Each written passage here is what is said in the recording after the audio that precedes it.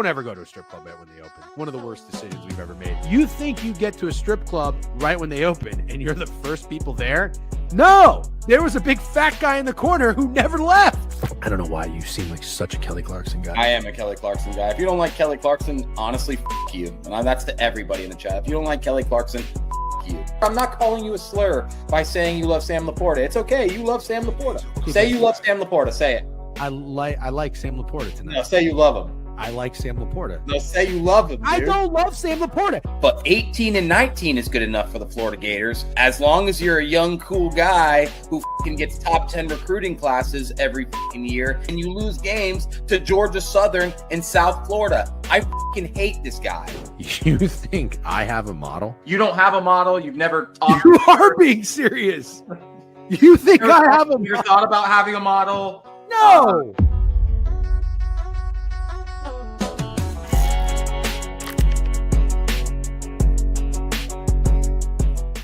Yeah,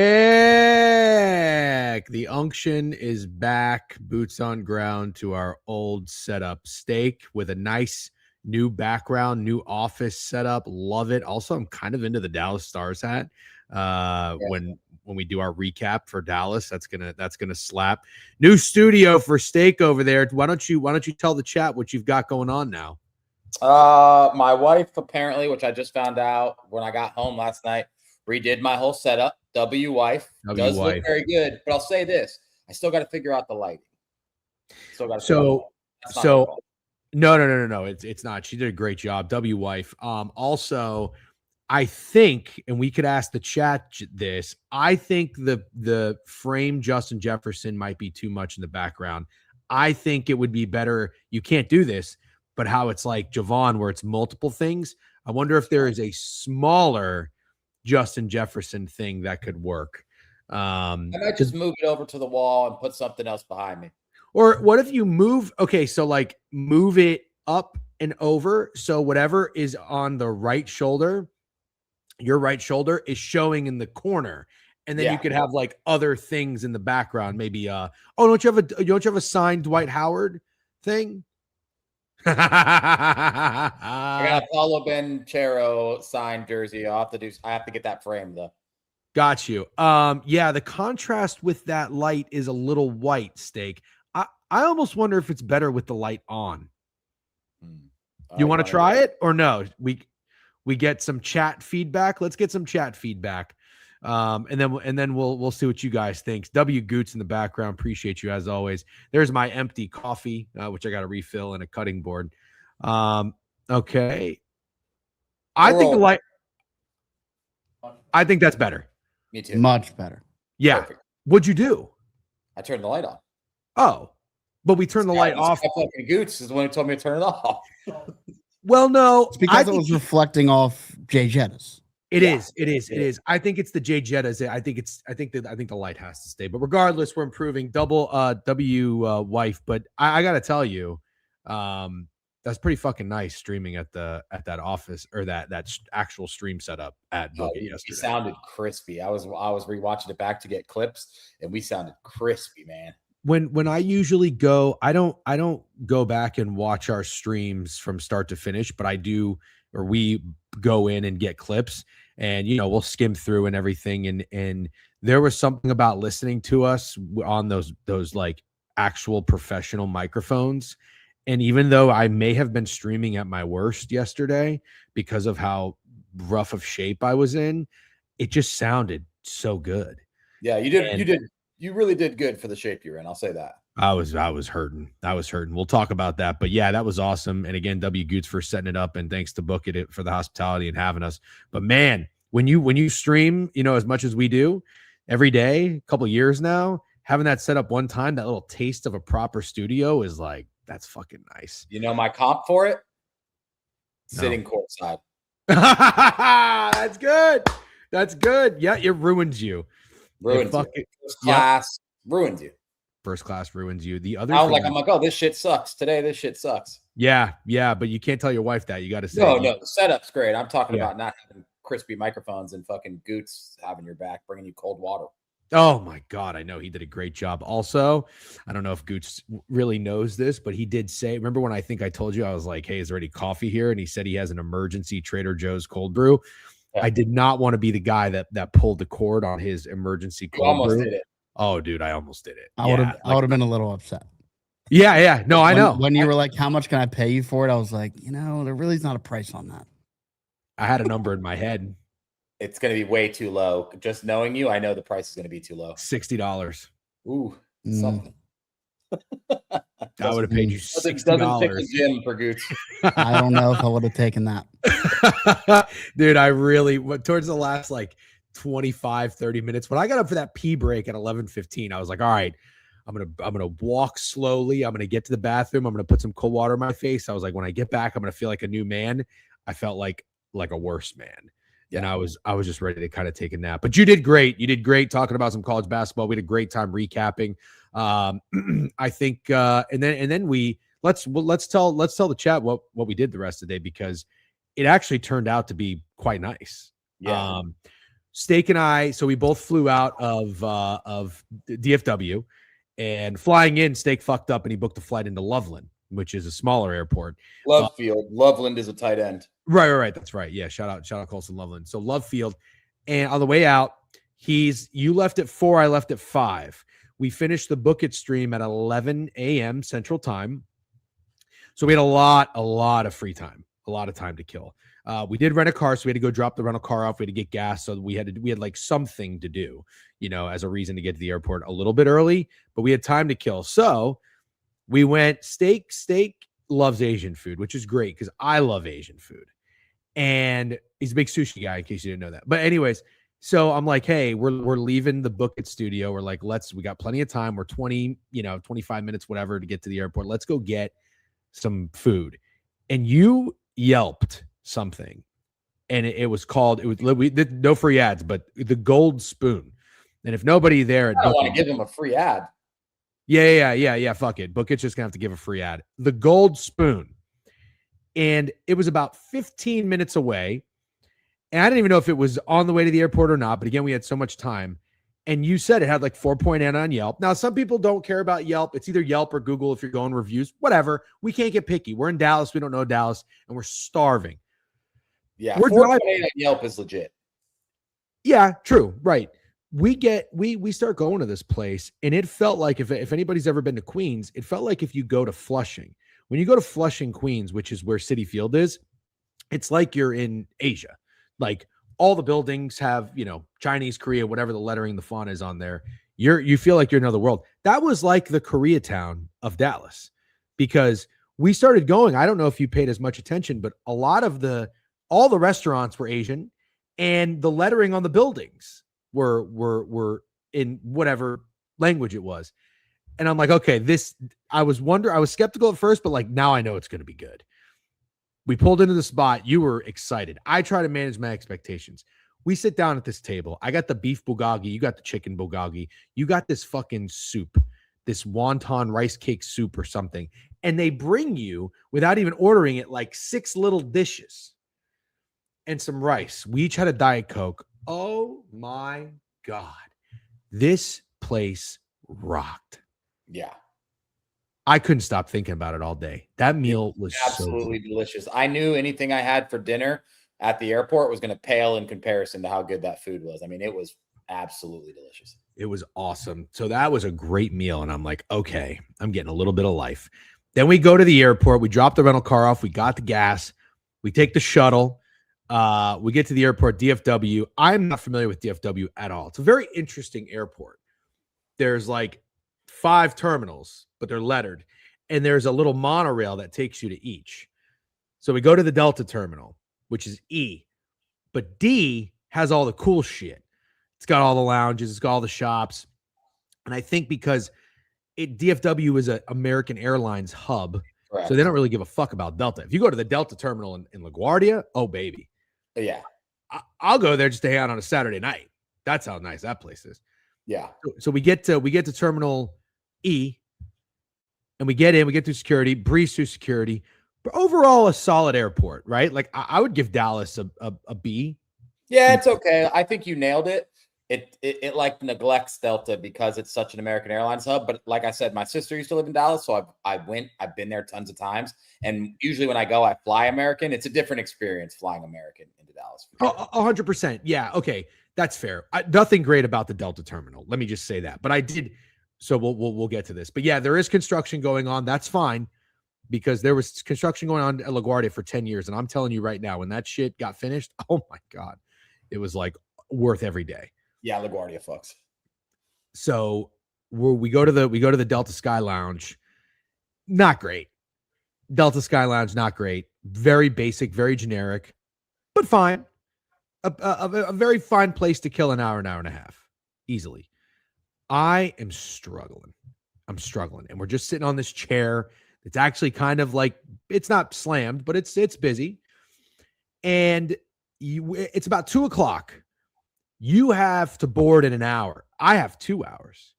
So I'm like, hey, I got to look for a massage. I got to look for a place where I can go lay down and nap.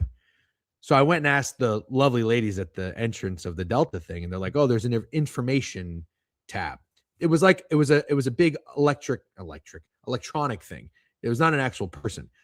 So I'm going on the map, and I go to Terminal D, and I'm just zooming in, and I'm just scrolling, looking for massage, looking for naps or whatever. And I find this Minute Suites, which are little pods you can rent. Yep. I was like, all right, this is what I need. Steak said he had done it before. He had to lay over in Charlotte. You vouched they were good enough. I'm like, this is where I'm going to take my nap. I took the Sky Rail over to Terminal D. I get down. You book a room. It was like $65 for an hour. It was actually kind of gross in there, if I'm being honest. Like old green carpet, definitely a little bit dirty. A box of tissues next to the couch, which I don't know how I feel about that. There was no lotion, but there were tissues. There's a TV. I think you're supposed to bring your own lotion. And I got a pillow. He asked me for a blanket. He said, do you want a blanket? I first said no, but it was ice cold. It was 64 degrees in there. So I went back outside and I said, actually, can I get a blanket?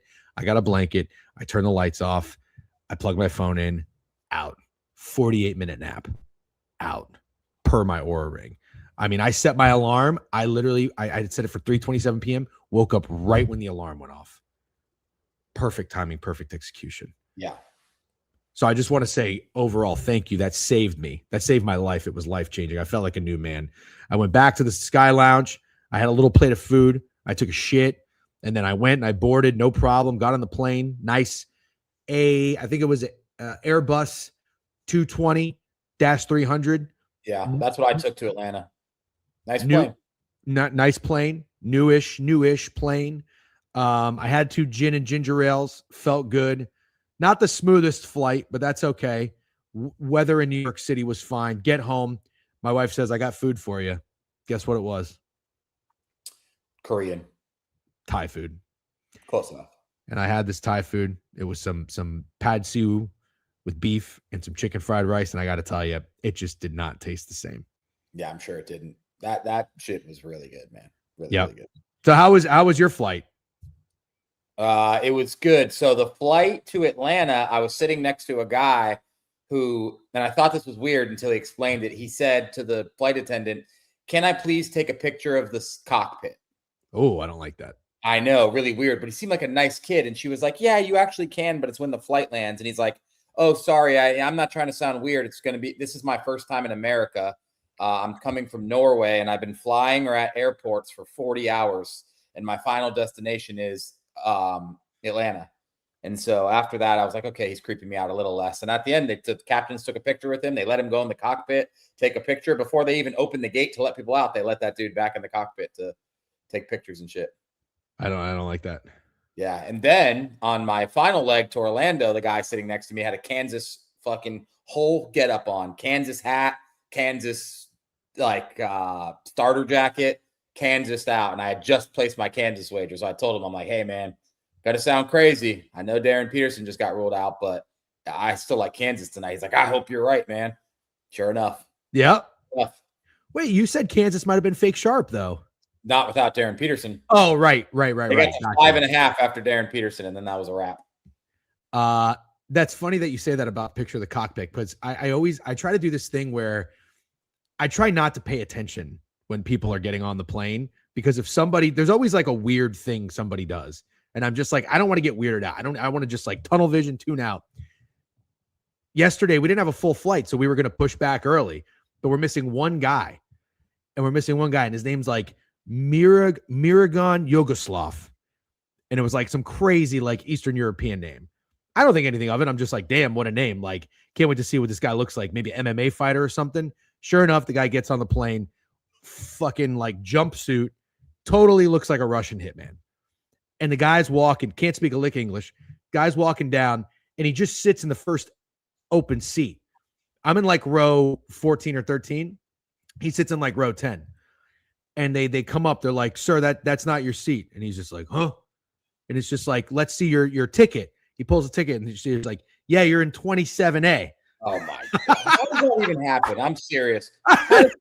If I understand making a mistake between seat 10 and 11, no big deal. If you think D is C, no big deal. But how the fuck are you in seat 10 if you, that's just, I'm telling you, if it could have been a language thing, maybe the guy's just like, just get me on the fucking plane. I don't know, wherever I need to go. But also, what if you're actually like in the Russian mob? Like, nobody's really going to tell you what to do, you know? Yeah, the flight attendant will still tell you to move. No. And he got up and moved. But yeah, like, I don't know. If I was that flight attendant and I already was like, you know, the jumpsuit, the name, the look, I might just let him fucking sit in 10A. And then what? And then what do you do? Or maybe I just say, hey, Mr. Yugoslav, my apologies, but can I please see your ticket? Because you might have a different, you know what I mean? Like, I'd be as nice as I can about it. Yeah. Breaking reports say Will Campbell tried punching a hole. I'm not reading that. This we're too mean to Will Campbell right now. That's mean. Really? We're too mean to Will Campbell. Yeah. We're not turning Will Campbell into the JJ McCarthy meme. Okay, whatever. No, we can't. I just kind of wanted to say that and see if you would have gotten triggered by that. Yeah, football season's over, man. I've moved on. Yeah. Anyways, with football season over, I hope you guys are ready for 15-minute stories about airports and flying, because this is life without it. I know I saw some people in here that were saying they lost interest in the stories. That's great. We got one guy, Jermaine, in YouTube saying y'all got me cracking up. That's great.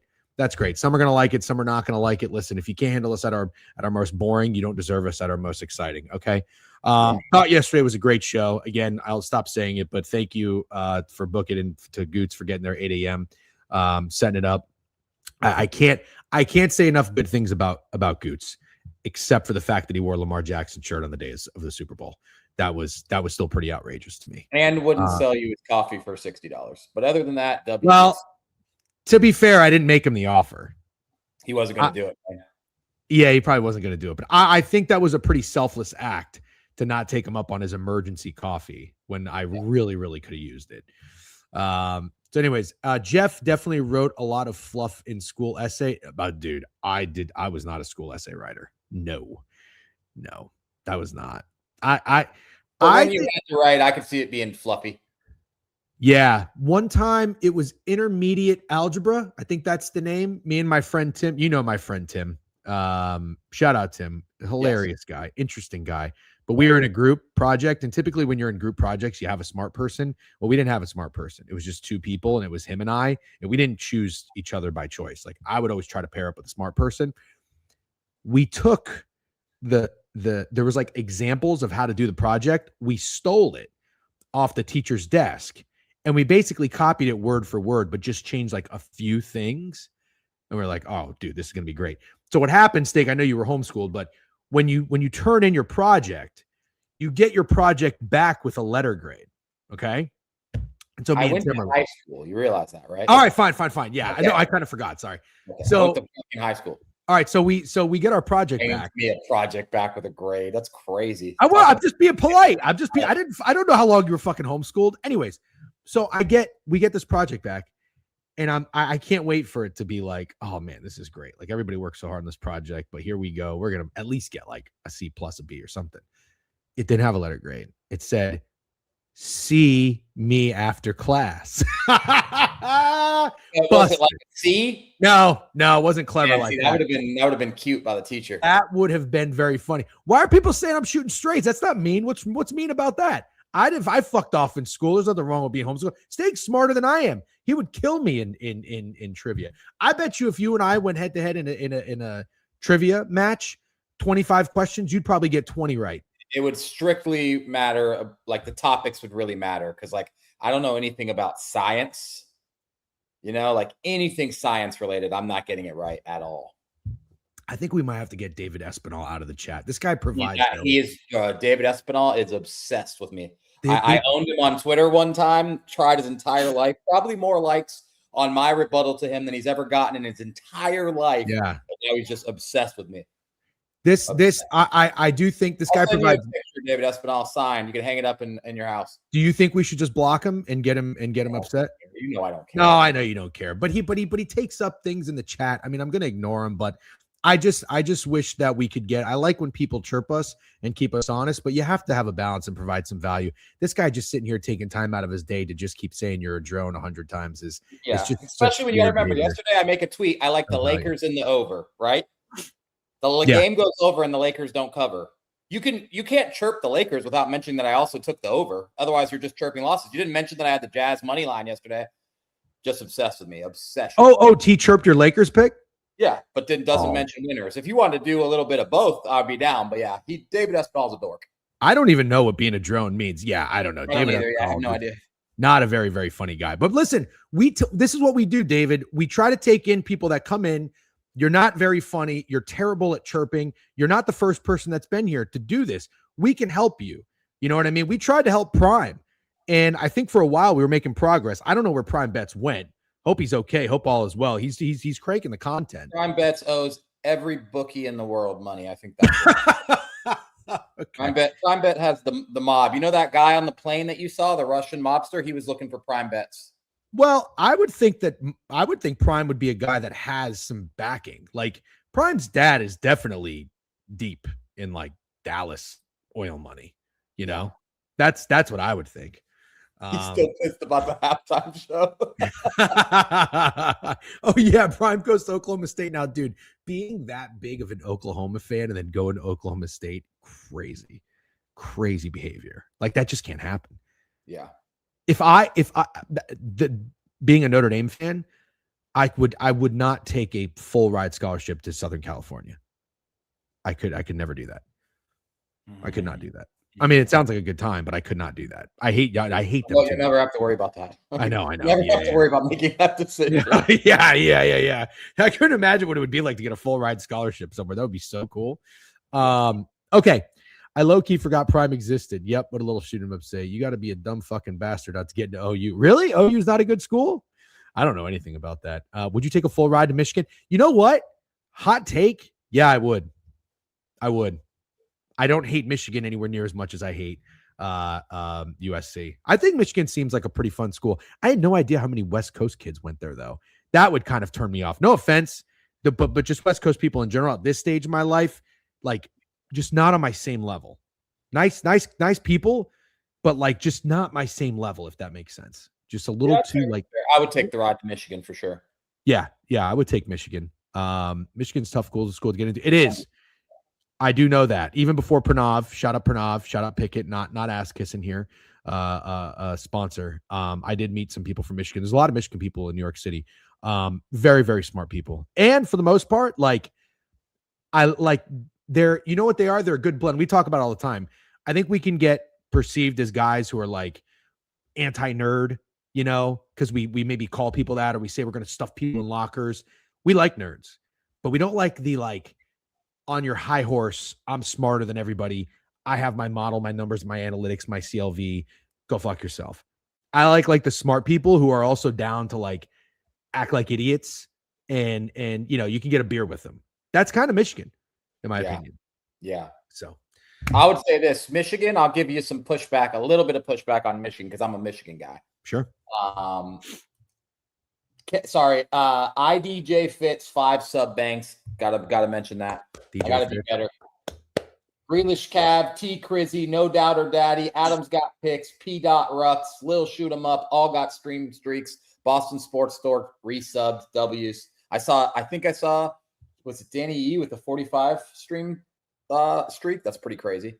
Yep, that's a good one. By the way, real quick before you were about to say, we met Esto at the Book It party. Didn't meet a lot of people, but met a handful of people. Just want to say, Esto, it's always nice when you meet someone that's in the chat or online, and then they're like a cool dude in person. Big W's to Esto, by the way. Yeah. Big W's. Good dude, fun dude to hang out with. Sorry, what were you going to say about? I don't remember what I was going to say. You said you had pushback on Michigan before you. Oh, they're the number one homer school in the country. And I'm not just saying that about Pranav. Every Michigan fan I know. And reminder that my brother-in-law went there, and I went to the Natty with him. They're the number one homer school in the country. Like Michigan fans are they're ready to go to war over anything. Yesterday, Kev, right? Kev, obviously number one homer in the world, love him to death. Kev, I tweeted that Isaiah Stewart only gets into fights things, and he retweeted a graphic that once Isaiah Stewart won Defensive Player of the Month and said, "Put the prize in the bag, buddy." Oh my God, dude. It is crazy. They're like as homer and as passionate as Ohio State, but like less angry. Ohio State fans are like kind of mean. Would you agree? See it. I'm running a risk here because I think there's a lot of Ohio State fans. Ohio State fans are just a little rougher. Yeah, sure. They are. I'm just being honest. Like, Ohio State's got some like inbred stuff going on. Not all of them, but like I went to that Natty with you, and I'm just being honest.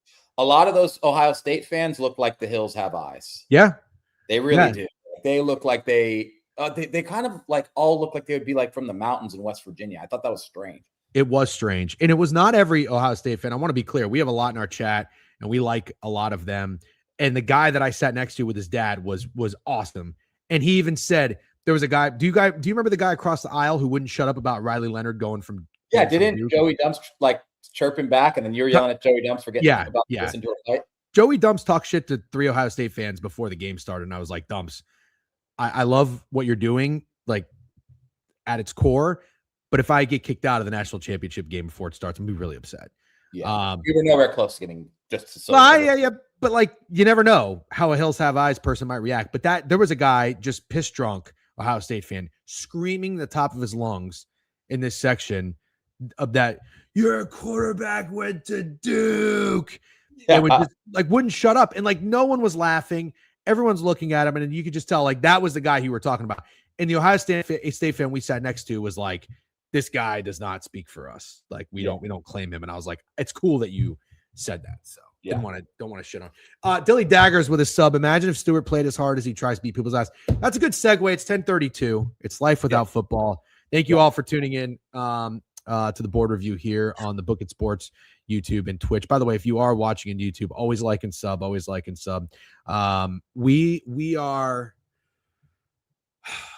going to have to just go all in on basketball. Okay. I've accepted that. You don't have to tell me. I know. I'm not really like telling you, although I did say we. I guess really what I meant is I'm going to have to go all in on basketball. And I admittedly am not the biggest basketball fan. People know this already, but some of you might not. There are a lot of other people in here who share the same, perspective, opinion, whatever, about the NBA that I do. There's a lot of people who love it. Like, I still can't believe a couple years ago it dawned on me that like NBA player props were the most popular thing for people in the streams. So I'm man of the people, team guy, adapt or die, going all in on basketball. So last night I started to pay a little attention when I was on the plane. I was looking at some of the scores. I was watching, who do I follow on NBA Twitter, kind of getting a sense of like, all right, what teams am I going to look into? What players am I going to start following? Not doing like all my research, but just getting my brain programmed for NBA. And on my timeline, we got the fucking Hornets and Pistons playing. And this game felt, from what I gathered, it felt like a meaningful basketball game in the regular season. And what are we in? Game like 50? Yeah, probably a little less. We're 3 days away from All-Star break. Yeah. We got the All-Star break coming right around the corner. And then I see this fucking fight break out, and I am in love. I'm in love because it's like you got two teams, the Pistons, who are just absolutely crushing it this year. I think they're number one in the East, correct? They have the best record in the East. Yes. And a team like the Hornets, who are young, fun, winners of 9 in a row, and they're playing them at home, and you got a scrappy game. And I think the final score was like 110, 104, if I'm not mistaken. It wasn't like a Hawks, Trey Young, 137 to 136 game. Like there was some defense. Yeah. It was tight. Gritty game. It was gritty. And then I see this fight, and I sent a retweet that's gotten pretty well received. But I think that the Hornets are saving the NBA right now. But somebody commented and said, "Don't get it twisted. The Pistons are America's team right now." This is great. I was gonna say the Hornets are awesome and they're fun. Obviously, I love them. I think I bet them like 5 games in a row. Lost yesterday, whatever. The Pistons got juice. Yeah, they're cool as fuck. They are cool as fuck, and I'm really, really happy to see it. So. Steak, I had a work call today. I didn't really get to watch the tweet that you sent me, but what is the takeaway from the fight? Who won? Who lost? Does anybody deserve some credit, some flowers? Well, like I realized after I made that post about Isaiah Stewart fighting a lot, I kind of maybe took the wrong angle because like Isaiah Stewart, A, I think a lot of teams would kill to have a guy like that on their team. And B, he was going after Miles Bridges, who is just a ginormous piece of shit human, just piece of trash human. So then I was like, wow, I'm on Twitter looking like I'm taking Miles Bridges' side, and that's kind of a tough look. But it's true, and maybe it's the NBA's fault, but it does feel like the only highlights you see of Isaiah Stewart are fighting. Who won the fight? I can tell you who didn't win the fight, and I want to see if you saw him in this.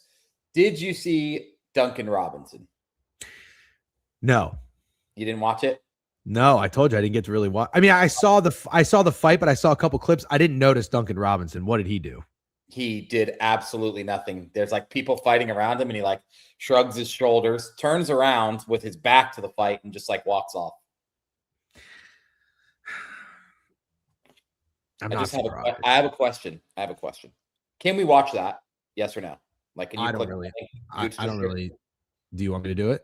Yeah, I want you to see Duncan Robinson, dude. I literally specifically texted you before the stream and said, watch Duncan Robinson. I just told you I couldn't watch the tweet because I had a work call that ran very long. Okay, can you watch it now? All right, hold on. I can. Hold on. I'm trying to find the tweet you sent me. It's a little tricky. When did you send this to me? Earlier. It was in the chat with Goots. Oh, it was in the chat with Goots. Yeah. I was looking at the wrong one. Is it also, Degen, I need your opinion on Duncan Robinson's role in the fight. Okay, hold on. Won't take long. Okay. We're going to have differing opinions, and I already see the chat has differing opinions. It's a really good topic. Then I have a question to put a bow on it. Okay. Hold on. Ooh. Wait, some people were saying that Bridges would have fucked up Stewart. I thought Stewart was the dog. I think they're both dogs. Like I said, Miles Bridges is a piece of shit. I don't want to give him too many compliments. Do I think that would be a great fight in real life? Absolutely. Great fight. Yeah. Miles Bridges versus Isaiah Stewart would be a wonderful fight. All right, hold on. The most recent thing you sent me is 17 seconds. Is that the one? The video I sent you of Duncan Robinson? You're making this extra difficult. Okay. Sent a video that said I need to know about Duncan Robinson's role in the fight. It's 17 seconds. Does that sound right? Not really, but you should just Okay, but you sent a text that said, also, Degen, I need your opinion of Duncan Robinson's role in the fight, and then sent this video. Okay, let's see it. I'm trying to pull it up. I'm just trying to see if there's another one. I think this is it. All right, let me see if I can share my screen here and do this right. This is it, I think. The 17-second one? Yep. All right, cool. Hold on. All right. Let's do this. Okay. Don't pay no mind to the February 8th. Mine looks like shit too. Correct, Sonny. Not a good dude. All right, here it is. And then Miles went after Duran. And then Isaiah Stewart, who wasn't in the game at all. And Miles got some blows in. I don't know. I what is he going to do? Okay. What is he going to do? Like, what is Duncan Robinson going to do? I kind of just think he kind of knows his role. His role could have been at least trying to break up the fight or acting like he's somewhat a part of the team. And I got to be honest with you, man. There's going to be differing opinions. I respect anybody in the chat has a differing opinion than me. You can't be the white boy on the team acting like that in the fight. You cannot do it. You cannot do it. There's just that is so bad for team chemistry. Go break up the fight. Like, I'm not saying go in there, Duncan Robinson, and start throwing punches. Go break up the fight. Go do something, man. Go do something. I thought that shit was pathetic. Duncan Robinson. I thought that shit was pathetic, and I have a question, but first I want your take. All right, you sold me. You sold me. I'm kind of in on that. Also, you know what I realized? If you get in a fight in a sporting event that's not hockey, nothing really is going to happen. It's going to get broken up. So it's actually the best time to look like you're doing something without anything actually happening. Yeah, you know, 100%. like Duncan Robinson's not going to go in there and get clocked. No. You know, like no one's punching Duncan Robinson in the face. He would have been the perfect guy to play. What is it? Not mediator. What's the what term am I looking for? Moderate, mediator, yeah, maybe it is mediator, whatever. He would have been the perfect guy to get in there and break shit up. No, you're right. I am of the mindset of like, if I'm going to get involved in a fight that I didn't start, it's got to be for somebody important. Like if we, like my teammates, that's my thing, man. Yeah. All right, I'm with you. Yeah, he probably should have gotten in there. Like I just, it would bother me more if it was a big bad motherfucker not getting involved. But like Duncan Robinson, it's worse. I almost think it's worse, dude. You got to get in there. I guess that's the only white player on the Pistons, if I'm not mistaken. Yeah, the only white player on the Pistons. I'm with you. Last time Isaiah Stewart got into a fight and didn't fight back, Duncan Robinson applauded and said, "Look at the growth." Yeah, is that real? I don't know. So maybe he's just anti-fighting. You know, and he's taking a stand. I'm not pro-fighting either, but if all my boys are throwing down right next to me, I'm not doing. No, you're right. You're right. Okay, so what was your question? Which Twitter capper is Duncan Robinson?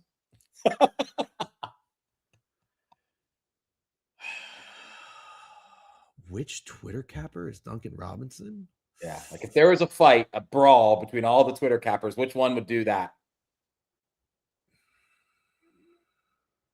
Not Beeve. Beeve would get involved. No, God, Beeve would be a horrible answer.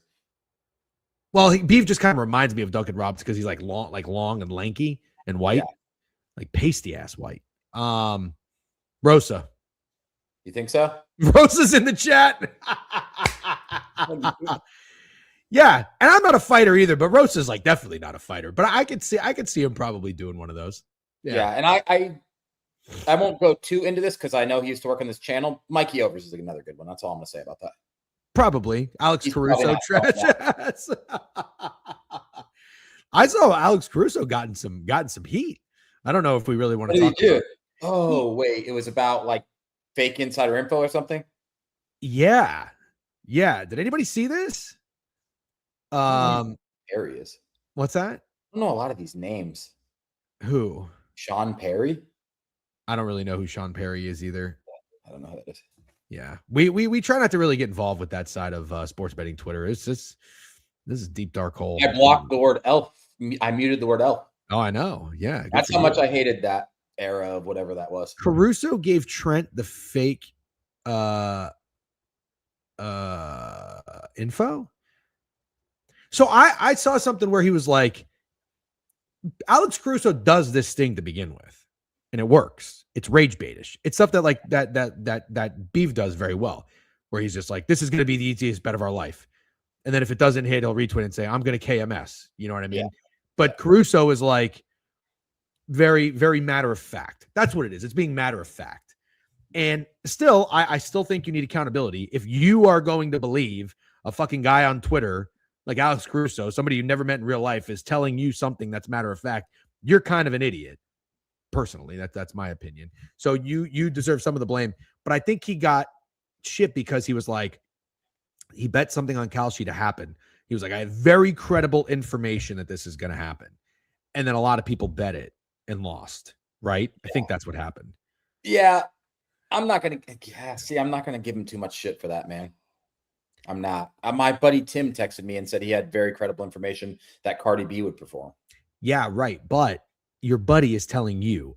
Caruso is telling people on Twitter, his followers. I think if you believe that inside info shit, you just need your head scanned. That's what I'm saying. That's kind of what I'm saying. It's like that's why to a certain extent I can't even get mad at people for selling picks. It's like, aren't you mad that people are buying them?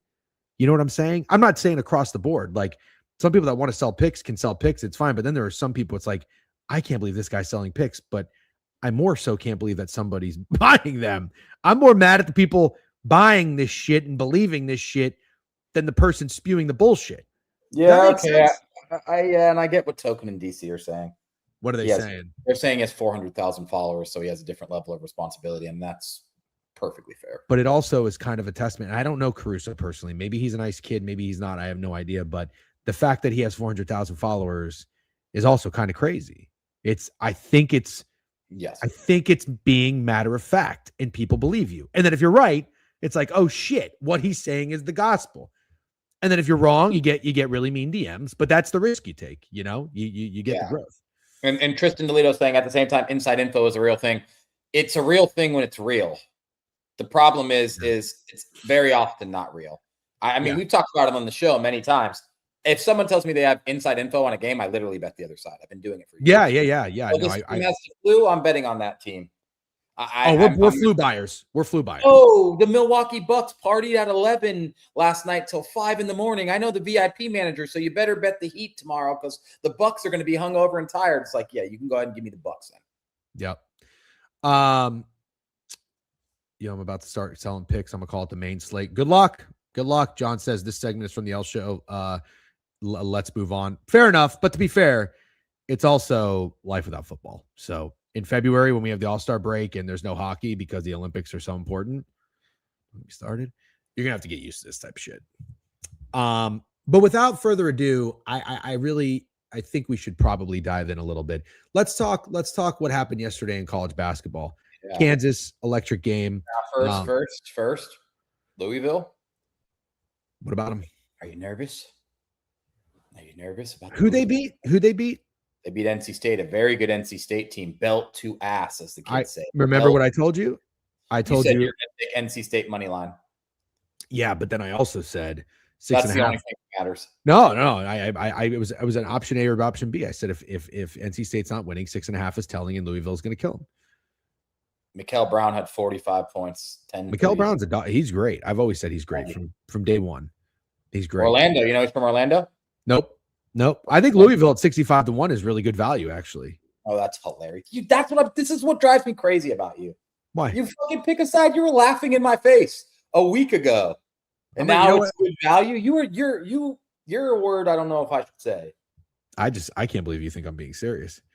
Good. You know what I'm gonna do though? I'm putting $20 on Louisville to win it all right now. You're the worst. You're the worst. You're the absolute worst. They might do it. Dude, you're the absolute worst. They might do it. The worst ever. Why would I think Louisville is not capable of winning it all? Worst ever. You're the worst ever. Thank you, DC Bets. Who cares what odds? You are the worst. Absolute coward. Hold on. Louisville is they moved a little bit on me from 65 to 60. You're a Duncan Robinson, dude. What are you talking about? You're a Duncan Robinson. Shut up, bucket. Louisville. I'll put $15 on it. $15 to win 900. Louisville wins it all. I hate you so much. So now we're in on this together. Louisville's getting right. Louisville is a stock I'm buying. It's a stock I'm buying for sure. 100%. Think Stakes camera went out. $15 in on Louisville to win it all. I think 60-1 is great value on this team that showed a lot of potential and has. Take a break. Are we done? Are you done talking about Louisville? You started the Louisville talk. Yeah. Yep. So I made it as miserable as possible for you, so you're never going to bring up Louisville again. Because guess what? You and I are collabed. You are a coward. You are. Why am I a coward? You call me a flip flopper. You've never stuck on a side of something that you passionately believed in so much that you were hysterically laughing. I've never seen you stay on your side. I've never seen you stay on your side. I can't remember the last time you stayed on a side. I literally can't. You serious? I cannot remember the last time you stayed on the side. You flopped on JJ McCarthy after one game. Then you said, I'm going to direct all my hate and anger towards Caleb Williams. And then by the playoffs came around, you were fucking deep throating him. Coward. Not true. I'm almost positive. Who did the Bears play in the playoffs? Did they only play the Rams or did they play somebody else? The Bears? They played the Packers. Nope. I took the Lions against the Bears last week. I took somebody to score a touchdown, the defense to score a touchdown on Caleb Williams, and it worked. That means absolutely nothing to me. Oh, okay. That means nothing. No, this is crazy. I've got so many backbone plays. I made a video about why you should never bet Colin Morikawa ever again, and you're over here doing it. I'm trying to think. That's your stand on business guy, Colin Morikawa. You make me sick, man. I'm trying to think. Who would be a player or a team that I've had an opinion about and I've faded recently?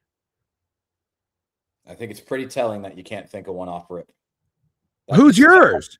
That you stuck on the side. That I've stuck on the side of? Everything I do. The New England Patriots, Drake May. How about that? The Seattle Seahawks up until this point. Erroneous. You faded the Seahawks and then you went to No, not true. I backed the Seahawks until I ran into a fork in the road. And let me tell you what the fork in the road was, is that I was right up until every point in the playoffs. I was correct. I bet the Seahawks every game and the Patriots every game. Now, all of a sudden, my two teams met, the Patriots and the Seahawks, and I had to pick one, and I picked the Patriots, and I picked wrong. No. I'm going further back. You faded the Seahawks on the season. No. That's completely different. We didn't like the Seahawks coming into the season. Stop saying we. You didn't like the Seahawks. You didn't either. I could rewind. I didn't like Sam Darnold. We have a clip talking about the Seahawks, and you didn't like them either. But it's okay because I'm used to this. This is what you do. You won't even stand on business with me. Don't try to make me the flip-flopper. You're the fucking flip-flopper. You're not the flip-flopper as much as you are a giant pussy coward. How's that? Okay. But to be fair, I was totally joking about saying that NC State money line today was not the side that I definitely. I'm sure you're joking after they lost by 50. I'm sure it's a fucking joke now. Well, no. Now what I'm doing is I'm betting Louisville to win it all at an insane number because now this is just going to be a hilarious bit. I'm going to peep that thing we posted on TikTok about the Seahawks, and you better pray to God you come out clean. I don't really understand. This is actually pretty funny. Jeff didn't even tell Steak he had a baseball model. I don't understand why I'm getting hate for this right now. Personally, it's crazy. It's absolutely a bit. I can't believe people don't recognize that this is a bit. You actually think I'm being serious that I think Louisville can win it all? Did you actually put $15 on them? Yes, of course I did. Get fucked. I put $30 on exact score bets, you dumb fuck. You think I actually think this is a good bet? I'm doing this to annoy you. And everybody over here is believing you. This is unbelievable. This is crazy. I can't believe there's one fucking guy with a brain. And coincidence, he's got the word brain in his last name. Luke Brain Nerd. This is just so you know, peak gaslighting. I gotta be honest with you. And you're all falling for it. I hate to say it. I'm gonna say this as respectfully as possible. Not only me, but let's see how many people are in here. 180. This is not an emotional hedge. This is not an emotional hedge. An emotional hedge.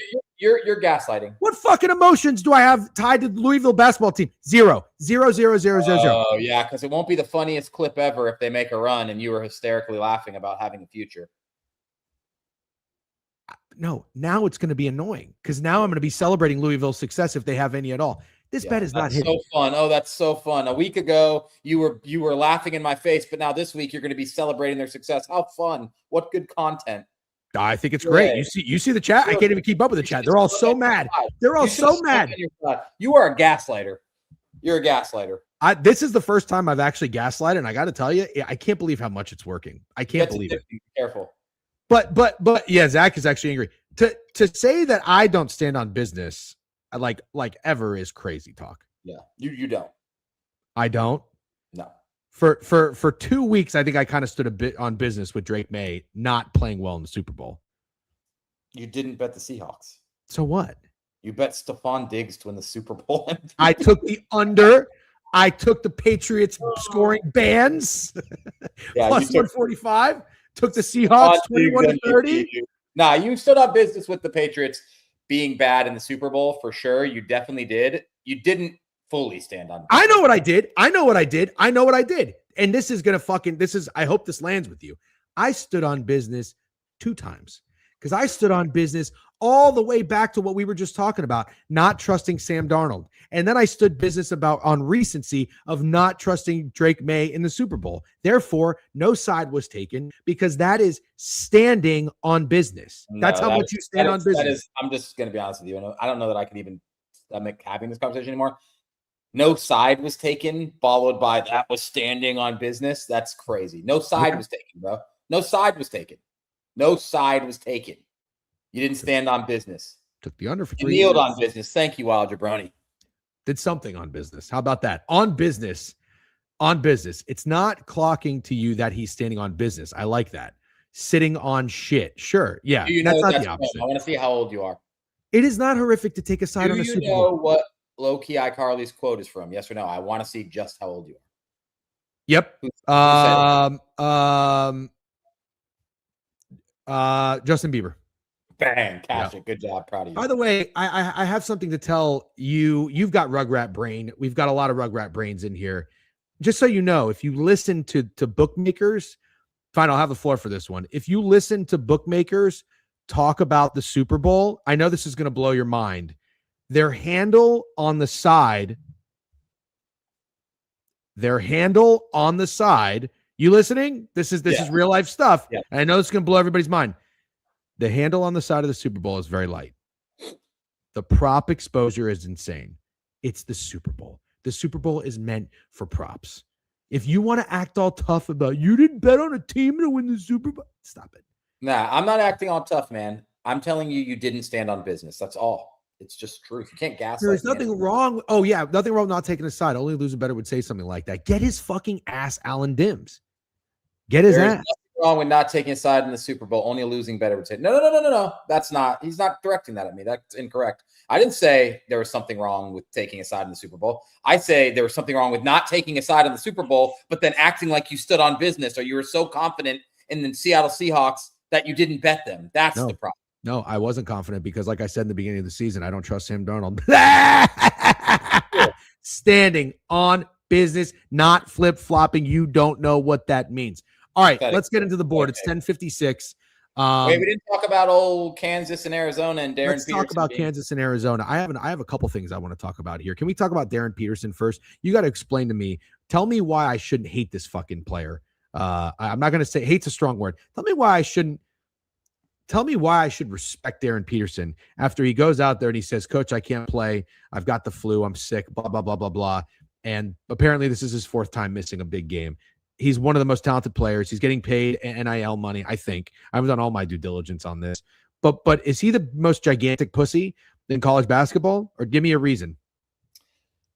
I don't disagree with anything you said. I guess my point, and I hadn't seen it discussed much on Twitter, but honest to God, with everything that goes on in the NBA and people not playing and not playing on back-to-backs, all that shit, how do you really draft this guy number 1 overall? Now, let me say, he's unreal.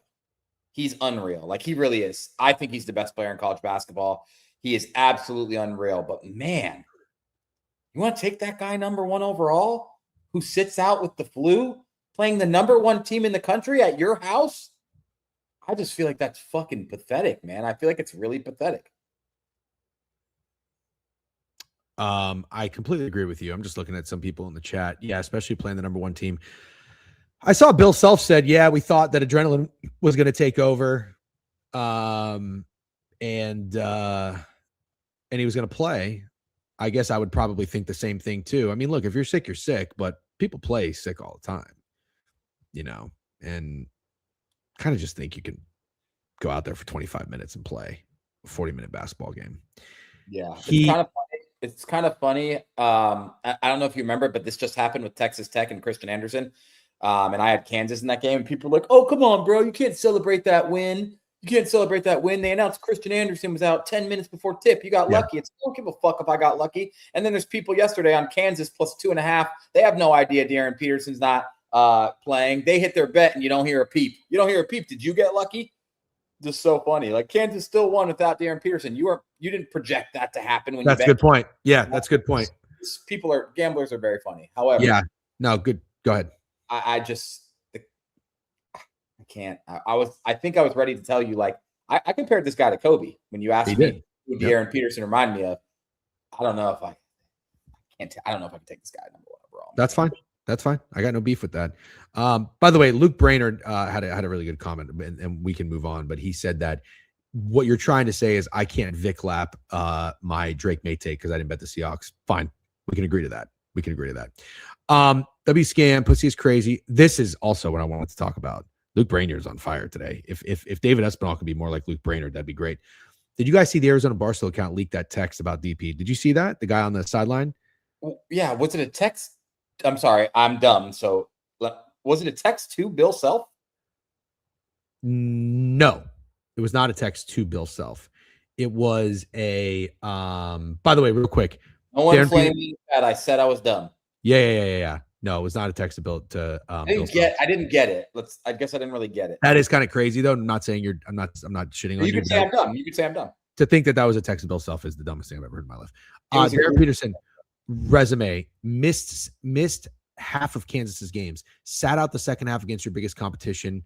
AJ DeBonsa sat out versus number one team in the country. I know this will be unpopular on Twitter, but no way I'm drafting him number one overall by Aaron Torres. I don't know who Aaron Torres is. Do I follow him? No. Take Aaron. Take Aaron. Yeah. Speaking of Arizona colleges, did you see that Arizona State frat leader Mog? Stop that. Yeah, he overheard the conversation and he was basically leaking it and telling people. I thought I had it bookmarked. I was gonna share what happened, but I can't really find it. I think somebody actually put it out in text. Yeah, I gotta be honest. Whatever DC just said, I've been seeing on the timeline a little bit, and I'm just whatever old that is. I don't even have a fucking clue what any of that shit means. Damn it, Ramble! God damn it! What happened? Oh, I wanted Ramble to tell me it was the Canes today, but that comment makes me think he's on North Carolina. Oh, you're gonna love it. I know for a fact you're gonna love North Carolina when we get there. Here it is. So he's sick and he didn't tell anyone in practice. And Bill said, "Don't half-ass it. If you're gonna play, if not, sit." DP said, "Fuck it, I'm out." Boom. Thank you very much, Ryan. Yeah, pretty awful. Yeah, the Mog framing and the but I like the words. Do you like the words? I hate it. I have no idea what's going on. I have no idea. I don't know what's going on either. I just like the word jester gooning. Nope. You don't like it? I don't know if I like it. Just listen to the word. Just listen to the word. Stop trying to figure out what it means. Jester Max, is that one? That sounds kind of cool. Jester gooning. Jester gooning's a thing? No, I don't like that. I don't like gooning at all. Listen to the fucking word. Stop wondering what it is. Jester gooning. You like the word? No, I am answering. I don't like it. LARP maxing. No. Mog framing. No. Okay. I like those words. Okay. I don't know what any of them means. And I'm not going to find out. The chat really wants to stop. I am with the chat. I want to be clear. I want us to stop. Okay. Nobody leave. We're stopping. But you have to understand that this might be like the new thing. And if it's the new thing. Rich's comment is funny. What is it? Snap face. Like Bill Belichick talking about snap face on Insta Snap. Yeah. Okay. I would recommend Degen to not even get involved with this. I'm not getting involved. That's the sharpest thing Alan Dims has ever said. I'm not getting involved. All I said is that I like reading the words. Okay, I'm gonna move on. I gotta take. You know what I hate? Speaking of those stupid words that are brain rotting us, there's one more thing I wanted to mention, and then we should probably talk about the board today. Can't wait. We should start. Oh my God. I'm so happy you brought this up, dude. I'm so happy you brought this up. This is such a good topic. It perfectly encapsulates how everybody just got so mad at me thinking they were serious that I was betting Louisville to win because I liked Louisville after I said I didn't like Louisville. People buy into rage bait. People shoot time to bring up Louisville again and gaslight us all. Man reacts to Patriots losing the Super Bowl. I saw a couple of these videos. Guys, all of you have to do so much better. And I'm not pointing out any one of you, but people see this and believe that it's real and they get into it. Anybody that posts a video of them destroying a TV is the biggest fucking loser on the internet. These are so fake. They are so staged. And it blows my mind how many people believe it. Stop. Please, for the love of fuck, stop. What's your take? You have the best take ever. I cannot believe you brought this up. It's so weird. I saw it on Twitter yesterday, a different one. It was really awful, man. Like really awful. Worse than the one you just showed. It is the number one worst kind of content. If you partake in that type of content, you are a ginormous fucking loser, like you said. And I just can't believe, the one I saw had like 200,000 likes, dude. Dude, it's crazy. 200,000 likes for content. I just couldn't. I was literally almost sent you that video and said thought daughter or breaks TV in a video for content. I think if there's like, like I really do kind of think there needs to be an element of like not like policing on the internet, but this goes back to where like when people are DMing athletes like just absurd threats and things, like I don't think any of that's cool. I don't think any of that's funny, and that's why I got mad at B for that, for kind of like laughing at some of his followers doing it. Like you got to nip that shit in the butt. There's nothing funny about DMing an athlete. Nothing. At the same time, like people that do this need to be like fined or like suspended from the internet, who are pretending to destroy their TV in an act of rage from losing a game or a bet. It's just so that is the perfect example of brain rot, because anybody who sees that and thinks it's real and finds it funny, you're getting dumber. Like you're losing, your IQ is decreasing, and it's not good. Yeah, you're bad for society. Unfortunately, if you like that video, you enjoy it, and you press like on it, you're bad at contributing to society. Yes. Yeah. Big problem. Okay. I'll say this, my take, that could be, if you made that a misdemeanor, I would be totally fine with it. If you could go to jail for doing something like that, I wouldn't even be sad. Like if someone went to jail for 30 days for making that type of content, call me a dictator, whatever you want to call me, put them in jail, directly to jail. Who would be, if the internet could suspend people, who would be the commish? You don't want me because you probably think I'd be too strict, but I mean, I agree with you. That's a misdemeanor to me. Can't DM an athlete, but fine to attack me to comment. Oh, that is pretty funny. I'm not going to say anything. Nah, I'm not touching that. You talking about me, or are you talking about Mina or Taylor? I was going to say like, no. Okay. Not gonna do it. I don't want. I actually legitimately lose followers anytime I mention Mina Kimes. By the way, but you still do it. Yeah, but I don't do it that often, and I don't say anything that's not that crazy. You are Mina Kimes' David Espinal. No, my God, that is so fucked up. That is so fucked up. Did you? You know what I would do if I was David Espinal? I would clip the part where she says, "I'm going to tell you why I voted for Drake May and to win MVP and why I'm right." Yeah. Like, yeah, it's crazy. That's crazy. But nobody's going to do it. Nobody's going to do it, because if you do it, you're a fucking asshole. You're a fucking asshole. Leave her alone. But I agree. You are brave. She said, "I'm going to tell you why I voted Drake May for MVP, and I'm right." Like, come on, because you have stats. Okay, robots can pick BCS to pick the MVP. Somebody asked how he felt about the Super Bowl streaker. I have a thought about that. And it kind of has to do with prediction markets. I think we're going to see a lot more stupid shit. Yeah, and it's because people are going to bet on it. And what it does is like it you're unlocking a world of insiders profiting and like fixing and, like things that you could just happen by chance are no longer happening by chance. The streaker, I don't know who the guy was. Apparently he's like a social media dude, like another douchebag. Like there's just so many douchebags. It's unbelievable. Yeah, you fucking lose a lot of douchebags and they get lots of attention, and it's pretty rough. God, like, yeah, what makes no sense? No, I'll tell you exactly what makes sense. He's doing it for publicity. He's doing it to get talked about, and he's going viral. And it sucks. People are going to do dumb shit to go viral. Yeah. People betting on the color of dildos on WNBA courts. Yeah. So, but bro said find the blind spot. Yeah. It was actually a promo for a company. So fucking stupid, man. Yeah. The Giannis thing is absolutely insane. Oh, the Jack Doherty guy. Don't even get me started. Don't even get me started on that fucking loser. Anyways, did you see yeah, I sure did. Yeah. I mean, this stuff, honestly, it's like, I almost wish we didn't even give it attention. That's kind of what I want to be more so than anything. I want to be like, we got to try to, it's like that. You ever seen Dragon Ball Z? You ever watch Dragon Ball Z? Probably I know not. What it is, but now I was more of a Pokemon kid. I like Pokemon too. Dragon Ball Z, I was never really into like anime. I watched some cartoons, but Dragon Ball Z rocked. It rocked. But they do this thing where like, they got the one guy's got like their power fire thing, whatever it was, and the other guy's got the other thing.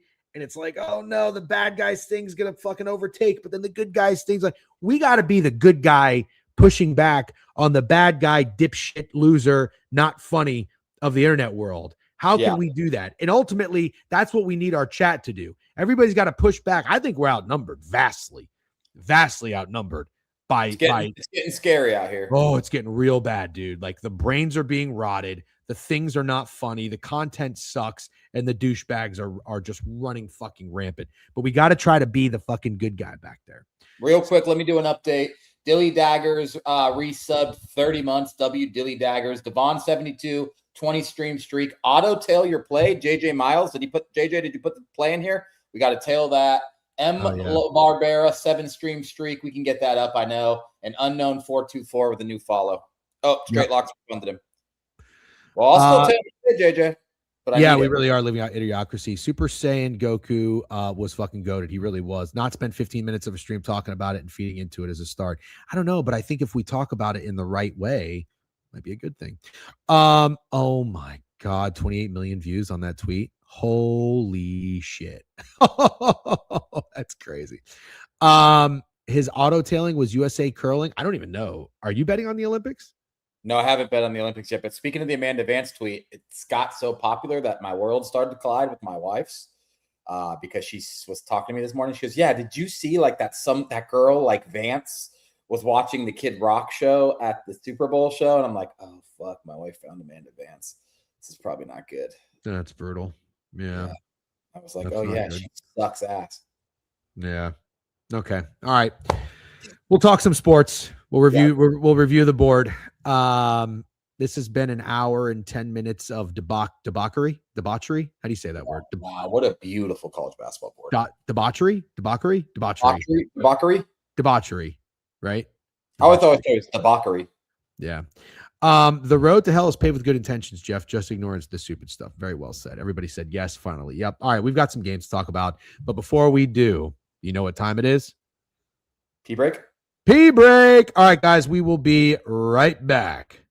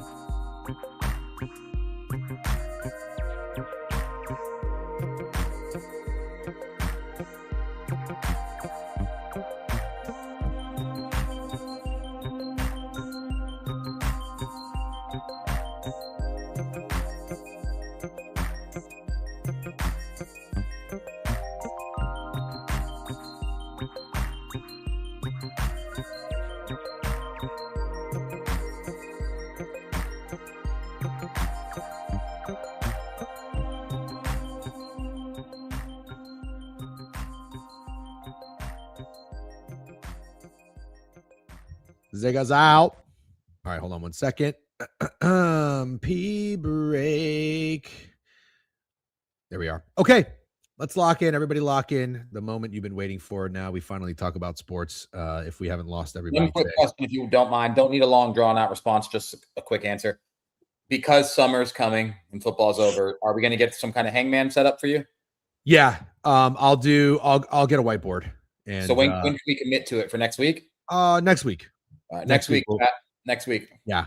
And I will say to anybody who tunes in and watches, which we're very thankful you do, and obviously we appreciate. We see a lot of OGs and everything like that, but this is also it's a talk show, so we have to talk. And if there are going to be topics and things that go on, we're just going to do it. But at the same time, I want to make it very clear: we are taking basketball and any sporting event that is going to be from February to September with no football. We're going to take it dead serious. Tomorrow we got golf. Today we've got basketball. We're going to really, really dive in. When hockey comes back, we got hockey. And then we got baseball right around the corner. So we're going to fuck around a little bit, but we're going to get serious. Let's do it. Without further ado. You got a J4 compliment in the chat. Oh, what a beautiful Jeff, day. You are at no way. Stop it. Stop it, you dirty Glaze. I don't believe. What do you want from me? What do you want from me? You need some cash? You need some cash? How much you need? How much you need? Trent just nuked Man United ML. Yeah, that's probably something that I don't know we can really get into. Big Dilf with a resub. A little shoot 'em up gave out a sub. Love that. W little shoot 'em up. Okay. Let me get the picket board up. Steak. Are you ready to talk college basketball? Sure am. Fucking right. Me too. Okay. Good. All right. Baylor BYU. Chief. Well, we got some games at 7:00. You want to do BYU is one of them. Okay, so not Purdue, Nebraska. That'll be next. Well, it won't be next, actually. That's look okay. Look at me. Uh-huh. I'm the captain now. Okay. Oh, well, you're right. We do still look at another site for things, but we pick it is what we reference the most. So what comes first is a little bit different. You're right. BYU Baylor. Talk to me, Steak. We're seeing BYU 3.5-point favorite. Total's pretty high in this one, 157.5. BYU is 17-6, 2-3 on the road, though 1-4 ATS, 2-8 ATS in their last 10, 5-5 in their last 10. Baylor, 13-10, 9-4 at home, 3-7 in their last 10, not playing very well. BYU is coming off a shellacking at home against Houston. We bet them, not good, never the right side. No. I already think it's an obvious bounce back spot. What do you think? It's just we're running out of obvious bounce back spots for a team that has lost 5 out of 6 games. Brutal schedule. I mean, this is about as brutal as I think it gets in the Big 12. At Texas Tech, then you get to go home and play Utah. That's fun. You don't cover. Then you play Arizona at home. You lose. You go to Kansas. You lose. You go to Oklahoma State as 7.5-point favorites, which I would call that the peak obvious bounce back spot after that schedule. You lose by 7 a game where you're favored by 7.5. And then you play Houston. Sharp spot, I guess. I fell for it, whatever. You lose. You aren't really all that competitive. You make it a game a few times, but I feel like if you watch that game, you know Houston was pretty much in control the whole time. At what point, I guess, do we have the conversation that maybe BYU just stinks? Or if you don't agree that BYU stinks, totally fine with that. Is this a get-right game for a team coming out of playing probably one of the most brutal stretches that you'll ever see in college basketball? That it's a pretty rough stretch. You know, I don't know enough about Baylor at all to make me feel confident about betting them really against anybody. So they're bad. Okay, all I can think of with BYU is you said, does BYU stink? No, I don't think so. I don't think BYU stinks. I don't know that they're going to win at all, but I've only probably watched them twice so far this season. This is going to be, you know what this is? This is an ARB game. This is a garbage game. Baylor's going to win outright, and BYU is going to continue to slide, or BYU is going to win by double digits. I got to write that down. I think for me personally, I'm leaning towards the BYU by double digits. Okay. Arbitrage. Everybody in here familiar with the arbitrage? It's where it's like arbitrage, but it's not. So you're going to profit with BYU's either going to win or BYU alt line or Baylor wins outright. There is a middle where you can lose. Shout out Alan Dims. I'm just reading the fine print here. Okay. But I think I'm like 7-1 on these. So it's like you really don't lose. Don't tell me though. Yeah. This is not Alex Caruso, Kalshi. It felt Alex Caruso. It was getting there. BYU. Oh, I love this pen. Oh, that's a good pen. I love finding a good pen. Oh, God, this pen's good. Garb. Oh my God. Garbitrage. Okay, let's go to the next game. Miami UNC. So this is where somebody Ramble said everybody's on the Canes today, right? Yep. It's a pretty obvious sharp spot, I would say, after UNC just had win of the season. Game winner, Seth Trimble against Duke. Crazy, by the way. That was their first lead in that entire game. Sunday steak special. Cash it, bang. We didn't do a Sunday steak special. I'm talking about what we did for North Carolina. But why are we slacking? What's going on with us? I blame you. Yeah. I don't know if you can blame me. Did you see my king of the board play yesterday? Sharper than a bitch. I see your king of the board. Come on. Sharper than a bitch. Also, I thought you took the over And I was like, I saw today he had 22. I was like, God damn it. He texted me the green check mark. I was like, let's go. Glaze me, Gooch. Glaze me. Yeah, glaze that motherfucker. No, we've been on fire and you've been carrying. So thank you for that. But I'll get in my bag this week. Don't you worry, and start fucking it up for both of us. All right, talk to me about the Canes in North Carolina. You know, what? I don't know if I'm regressing as a gambler, but lately I've been wanting to start pressing the sharp spots again instead of the fake sharp spots. And now everyone's scaring me because it's the same old shit. It's more bets on Miami than you'd expect, for sure. I know this is Pickett, and we always say Pickett users are sharper than your average bettor, which is fine. Mm-hmm. I'm looking on another site that says it's 50-50, and I just feel like after that win, everybody would be taking UNC, but here we are again. Miami looks really sharp. They're pretty decent, 12-2 at home, 18-5 overall, but I don't think anybody's watched them much this year. I don't think anybody likes them. And so I just thought UNC looked like the easiest button to press, but here we are. And Ramble saying Miami are nothing still. That's pretty much where I'm at. Mm-hmm. But then again, I don't want to get duped on fake sharp spots anymore. Like, I really don't at all. I'm kind of with Crush. It's UNC para me. They fall asleep versus Pitt on Saturday and don't cover a double-digit spread. I could definitely see that happening. Yeah. But I don't want to fade Ramble either if he's saying it's Miami. So this is a total stay away. By the way, that will not be Ramble's POD. It won't be on this game. We will bust balls. We will shit on people. But this Lord J comment is unacceptable. If I was a moderator in chat, I would probably not ban him. But you can't even joke about that. It's not very funny. I just want to make that very clear. We're a little too grown up for that type of talk. Miami's roster is loaded. Henderson is probably playing too.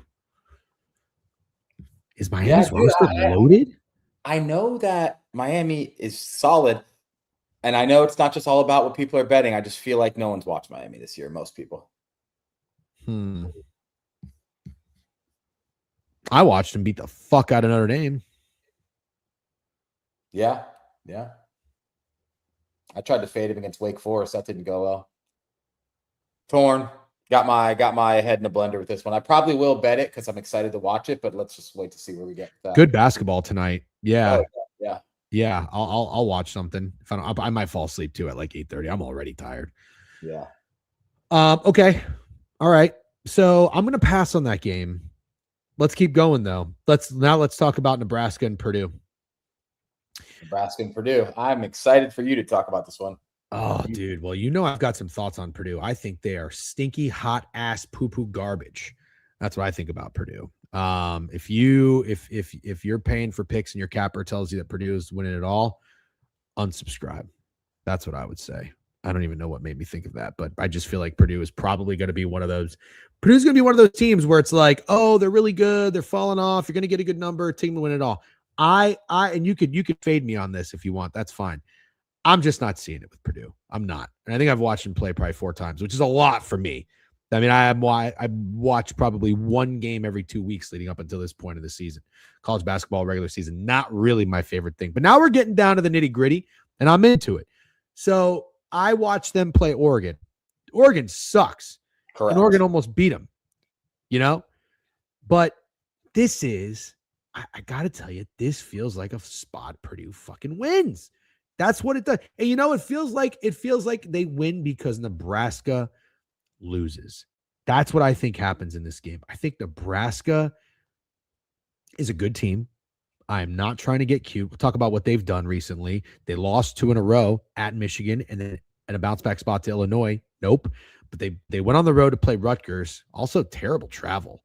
They had to go to Minnesota, Michigan, back home for 1 game, then all the way to New Jersey, then back home. And a couple days later, you're playing Purdue. Not easy. Not a really, really good spot. And then Purdue, on the other hand, what have they done? Well, after losing 3 in a row, UCLA, they were 5.5 point favorites. Illinois, 5.5 point favorites. Indiana, 4.5 point favorites. All these games they were favorites in, they lost. They bounced back. They won and covered against Maryland at Maryland. And then they fell asleep in the first half against Oregon, actually, for most of that game, came back and won. It was ugly, ugly, ugly. So I have to say, and the reason I'm setting up like that is, don't you think Nebraska kind of looks like an easy button to press? Kind of? Yes. Here's my take. And I'll lead off by saying it's Purdue or nothing for me, but I'm torn because Purdue does kind of stink. And going into Big Ten play, they were very hyped. And so I'm like, I'm going to do a little research on some of these wins. They have one really impressive win against Texas Tech on a neutral by 30 points. That's a really impressive win. Obviously, it would be more impressive if it was at Texas Tech. Still impressive win, but it was in November. Other than that, they have wins against Alabama, Memphis, Marquette, and Auburn. What do we know about those 4 teams? All 4 of them are about as bad as they've ever been. It's the worst Auburn team in a while, worst Memphis team in a while. Alabama is nothing special whatsoever, and Marquette is dog water. Then they get into Big Ten play. They cover at Wisconsin, right? Do what they should do. Since then, bro, they haven't covered in 8 out of 9 games. Yeah. The only team they've covered against since then, Maryland, who's unwatchable. Maryland's basketball team is unwatchable, and that's the only team Purdue has covered against in Big Ten play after the opener. So it's like, I want to back Purdue, but you want to talk about catching the falling knife, man. Purdue is a falling knife. And that's the only fear I have. And with all that being said, I'd still say Purdue or nothing. I still don't think Nebraska gets respect. And then they had that game against Illinois where Illinois handles them pretty well. They play Rutgers. They get hooked there. I think they're 12.5-point favorites and they win by 12. No one cares really. I think they get disrespected, but I don't think they get disrespected as much at home. Like people still like Nebraska at home. And so, yeah, Purdue or nothing, but am I terrified? Yes. Nebraska makes you shoot threes. Everybody is not fading Nebraska. Nebraska doesn't lose at home. Surely everyone fading Nebraska works out again. Yeah, I wonder if Purdue will be fake sharp here. I don't think everyone's fading Nebraska, and I don't think everyone's fading Purdue. I think this is a game where you will see plenty of action on both sides. Agreed. Sure. And not even to really focus on that too much. I also kind of think it's interesting that Purdue is an underdog. You know, the last time they were an underdog? What game? 2-point dogs at Alabama, 87-80. They won, yeah, a long time ago. Yeah, that's it. Someone say they like points. I'm with them. I like the over. A lot of respect for that. Is a lot of respect for Nebraska, I guess, when you put it that way, right? Yeah, but that makes sense. They're. Well, let's see. That's a lot. That makes sense. There's no way you can say it does. They're 12-1 at home. Yeah, they were 1.5-point favorites against Illinois? I just closed out the tab. I think they were. And I think that game was at home, if I'm not mistaken. Jason Jr. says, so far all I've seen is Purdue. Really? Interesting. Yeah, I don't know. Purdue or nothing. Purdue or nothing for me. I agree. I think I'm going to bet Purdue. And then if they don't come through for me today, I'm done. Purdue, put Purdue in the fucking file them away in the David Sunday Steak Special, maybe. I will say, Alan Dims had a pretty good point. He said he actually thinks it's going to be fake sharp to fade Purdue in the tournament. Everybody thinks they're frauds. You might be right. I played that game the year they had Zach Edey and went to the championship, and they made a run, but there are too many good college basketball teams. I'm not seeing it with fucking what's his name, Trey Kaufman-Wren. And Fletcher. I'm just not seeing it. Braden Smith is awesome, but no. Fucking no. Anyways. All right, let's keep moving. What else do we have today, Steak? Talk to me. Plenty of basketball, man. You want to talk let's take it over to Auburn Vanderbilt. Sure. I'll take you there. Shorty, I can take you there. We can go to the club. I thought he said we can go to the tropics. Sip pina coladas. What did I say? The club? Go to the club? Yeah, I don't know. When in doubt, just say that you're going to the club with your shawty. This is interesting to me. So you've got Auburn sitting at -4 over here on the black and red book. High total. Probably makes some sense. Looks like that money line for the dog is moving up, which I would have to imagine people are taking Auburn at -185 on the ML. The Vanderbilt's good, 19-4, 5-2 on the road, 4-3 ATS on the road, 6-4 in their last 10. Auburn's not great, 14-9, but they are 9-2 at home, 5-5 in their last 10. Let's see what they've been doing. So they are coming off back-to-back losses. 3 straight they have not covered. Yeah, so they beat Texas. They're 6.5-point favorites at home. They won. And then they lost to Tennessee. 5.5-point dogs did not cover. They were 2.5-point favorites to Alabama, and they lost.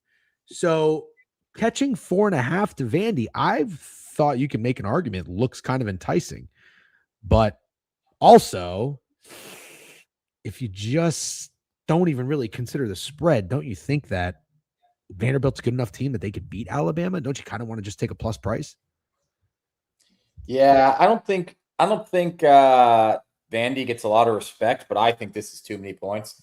Vandy just had a bad loss. Like Oklahoma's bad, but you got to peel back the covers a little bit on that one. I think they were down like 15 or 16 points at half, and they came all the way back. They just came out flat. I'd like to see a loss like that over just getting your ass kicked. Anyway, you slice it though, losing to Oklahoma as 11.5-point favorites isn't good. Before that, they had a 32-point win against Mississippi State, beat Kentucky, beat Kentucky's ass, by the way, which is a great win. And then they squeaked out one against Ole Miss. They're tough to figure out because before that run I just told you about, they lost 3 in a row, but very tough stretch. Gators at Arkansas, at Texas, pretty brutal. They're a tough team to figure out. I don't love them in the spot. I'm a Vanderbilt guy overall. I don't love them in the spot at Auburn, to be honest. I kind of lean Auburn. Somebody said the line opened 2. Auburn's been bet up and asked if there's any injuries. I don't know. Maybe. Or maybe. Look at that, KP. Vandy was losing 80-59. They lost 91-92. You got to respect the ability to get back into that one. That's pretty crazy. Yeah. I might just, if they're a trendy dog, they're a trendy dog. I would probably sack up with the points with Vandy, if anything. I think that's what I would do. But I will pass.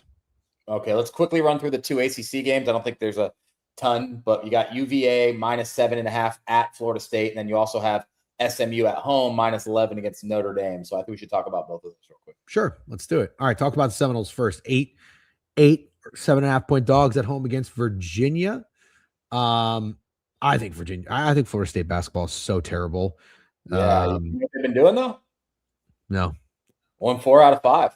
And they're playing good basketball in there. They barely lost to Wake Forest, and they won at Miami. Very good win, good home team. They were double-digit dogs to SMU. They covered. They lost by 3.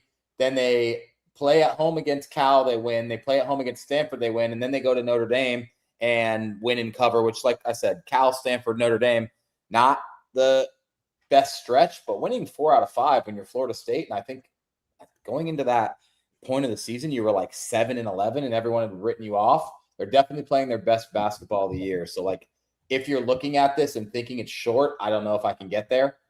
But my basketball brain tells me that Virginia is much, much better. And if you get both teams' best, Virginia is going to cover this one on the road.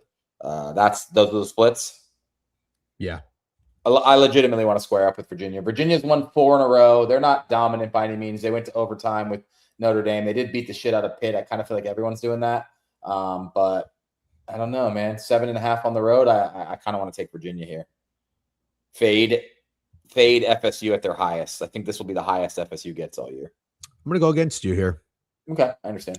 I like the points with FSU. I think, there's times where I'll catch falling knives, and there's times where I'll just kind of lean into teams and players that are playing well. If FSU is playing well, they're going to get up for this game against Virginia. Virginia's got a neutral site game against Ohio State on deck. I don't know. I'm not trying to tell you that that's a look-ahead spot, but they do have 3 games on the road coming up. And it also looks like on the road, they're not that dominant. They're winning games, but they're tight against SMU. They lost against Virginia Tech. Notre Dame, they were 9.5-point favorites. They won 197 in overtime. BC, they were 13.5-point favorites, won by 7 against BC. The last 2 games, they've won by 13 and by 20. I don't even know that the line's short. I kind of just want to take it's not short. It's 4 out of 5. Virginia hasn't covered. 4 out of 5. FSU's won. What do you like? I like Virginia. I don't really like FSU, so I have to take this opportunity to buy Virginia low and sell FSU high, to be honest. Yeah. No, I don't know. It's right. If you're 9.5-point favorites at Notre Dame and you win by 3, there's got to be a little bit of an adjustment. You have to respect FSU if they're playing well. So I think that's a fine line. I like FSU with the points. And if anything, maybe that's square. Or you think? I think Virginia Square. I just don't care. Okay. All right. Okay. What's the other ACC game that we should talk about? SMU, Notre Dame. SMU is -11 at home. SMU is a good home team. Good home team. Just lost to NC State, though, but NC State's good. Before that, they won and didn't cover against FSU at home. They got blown out in the second half at Louisville. They were like competitive in the first half at Louisville, then Louisville ran away with it. This one's tough because Notre Dame's just a rough watch, man. Notre Dame is bad. God, Notre Dame is bad. Last 11 games, and it was against Boston College. Sorry to cut you off. No, I don't think anybody wants to take 10.5 with Notre Dame here. You don't think so? Can I see this? No, you already did that. Yeah, but look at all those splits, dude. People are taking it. Yeah, they're picking sharps though. But you're right. You're right.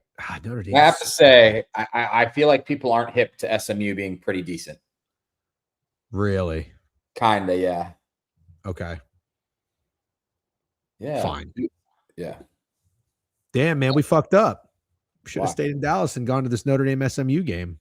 I would love to go to a random college basketball game. I really would. I'm due. I'm gonna go. I'm gonna go to some here in New York. Who do you have? Well, you could go to like UCF, I guess. I'm gonna do UCF, and then there's about Stetson, obviously. Oh, I know about Stetson. Yeah, I'll go to a Stetson game. I'll make it to you. What about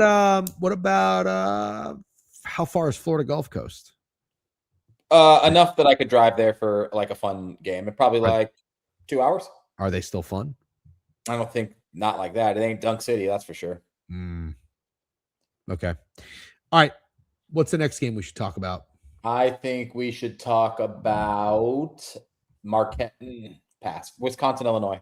Yeah, there we go. I don't want to talk about Marquette. Fuck Marquette and Villanova. Yuck. Okay, here's a good game. Wow. I have so many negative things to say about Big East basketball this year. Ooh-wee. That's a lot of points for Illinois, is it not? Yeah, but holy shit. Now this Notre Dame is the 10-point dog that's going to cover. Illinois seems like the 10-point favorite. You disagree? You think so? But dare I say, obvious bounce back? Oh, they just lost to Michigan State in overtime. Before that, bro, they are just beating everybody. Before that, their last loss before Michigan State was on December 13th against Nebraska.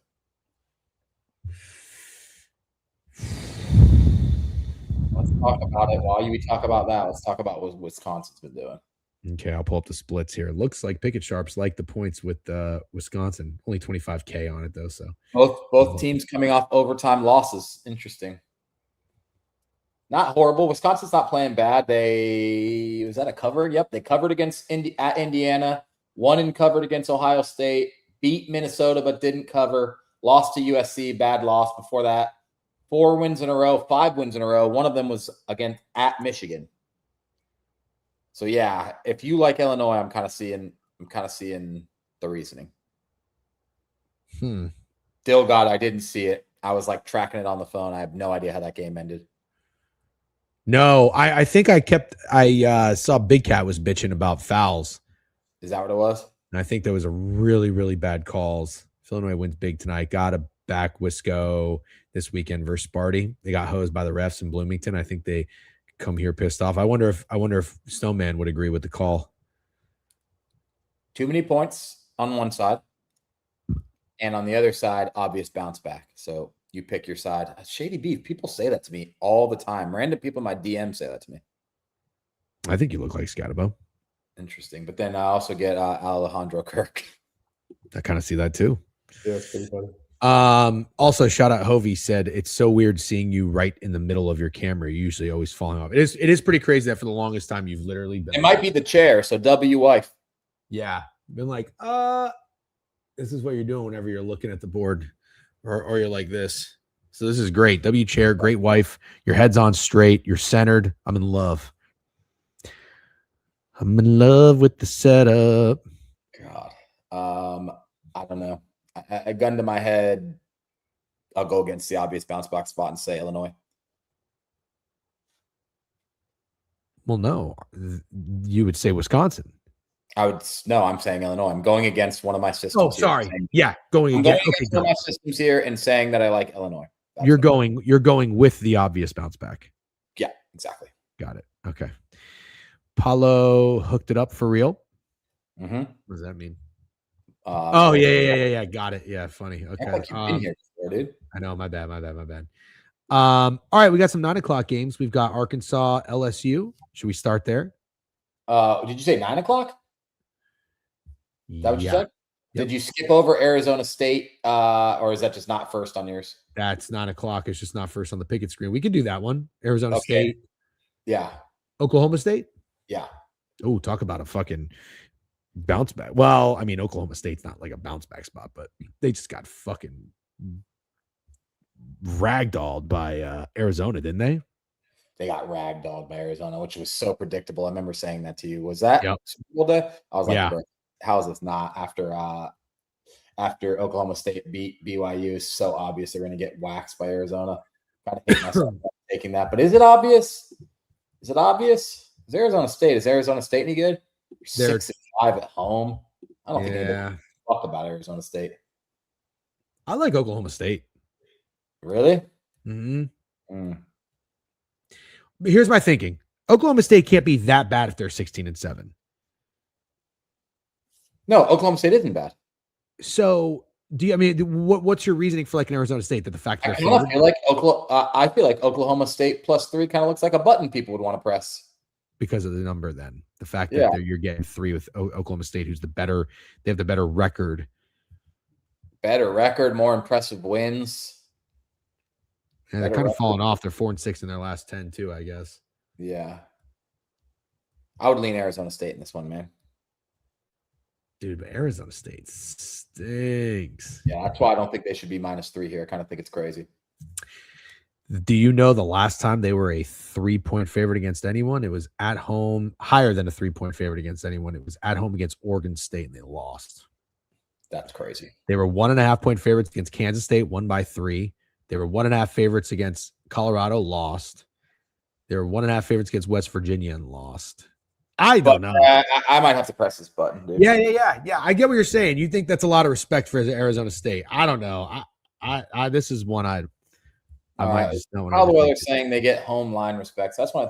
Before we go, it's enough time to talk about this game. But let's see. They were 14.5-point dogs at home against Arizona. They were 3.5-point dogs at home against Cincinnati, but Cincinnati sucks on the road.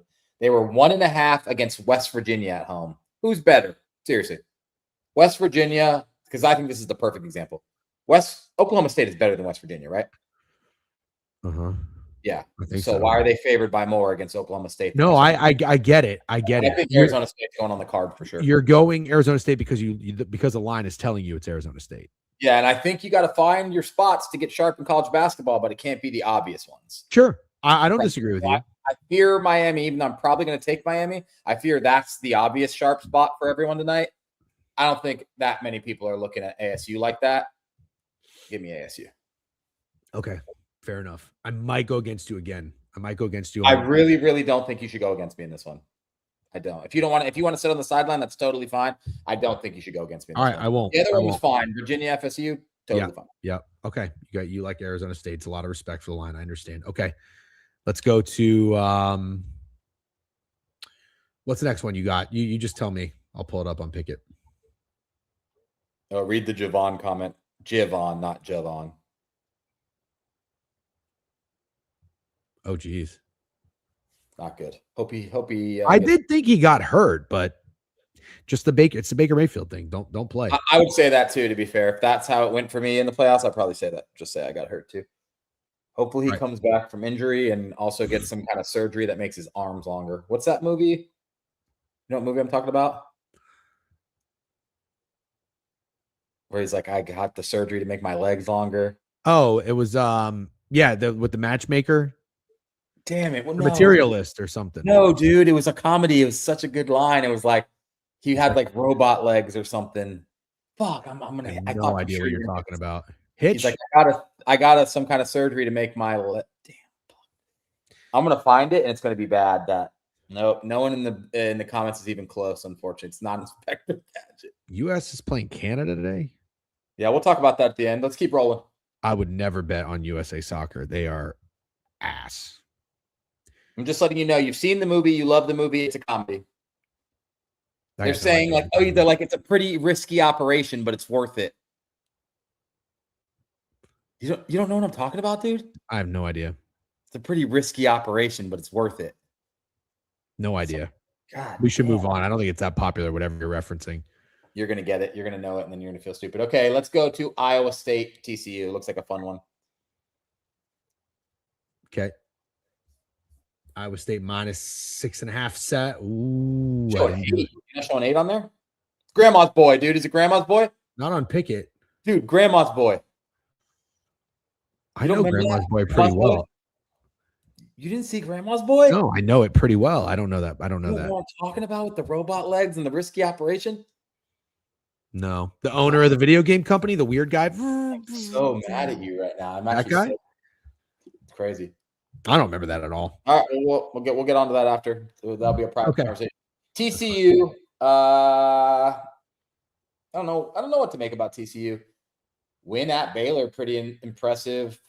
Played Houston kind of close. Got absolutely blasted at Colorado.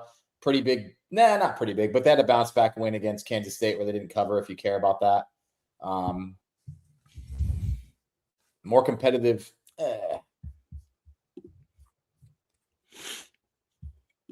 Because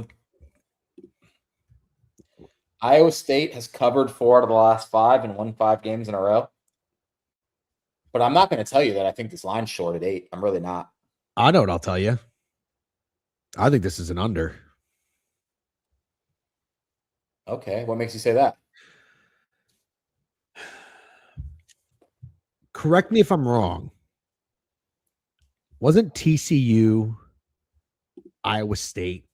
No, TCU Houston total in the 140s? It was 139.5. They scored 149. Okay. Houston, you expect lower scoring games in Houston games than Iowa State games for sure. Yep. Right. But Iowa State should bring the total up. And Iowa State plays games in the 150s all the time. 161 against Oklahoma State, 165. Well, it's Oklahoma State again. All I'm saying is this. I just think that 147.5 against a team like TCU seems a little low to me. And TCU has been an over team. I mean, I guess not a ton, but Baylor 147.5, 97.90 is absurd. 139.5. I mean, like this, they go over. Okay. They just played Kansas. They just played Kansas State. It was a 155.5. They went 166 in their last game, and it was at home. You want to hear what I have to say? Yeah. I have absolutely no pushback. I think you might have cooked. Wow. Chat saying that too. Ramble says, I like this. Jay Thorpe says that. Under could be it. Yep. All right. I'm writing it down. Yeah, write it down. Write that shit down. I am. Big fat old spread. Big fat old spread. I love this pen. You love this pen? What's the brand? Somebody asked earlier. I think it was, I forget. Bic. Ever heard of it? I have, yeah, definitely. I'm kidding. I think that's got to be one of the most popular pen brands, right? We're doing this is that Louisville thing again. I asked that as a joke. Oh. Everybody fucking knows Bic. Yeah, it's the most popular. But you ever heard of Coca-Cola? Yeah. Pen jokes now, God. Here I go, gaslighting again. I'm just a gaslighter. Ever since Super Bowl. Did I just mog frame you? Please don't do that. Please. I'm actually asking. Now you don't want me to do that. I'm asking you really nicely. Please don't. Hey, listen, if you're going to keep wearing the Trell J glasses and sending me videos in your Those car. are actual glasses that I like wearing and I wore before I ever knew who Trell J was.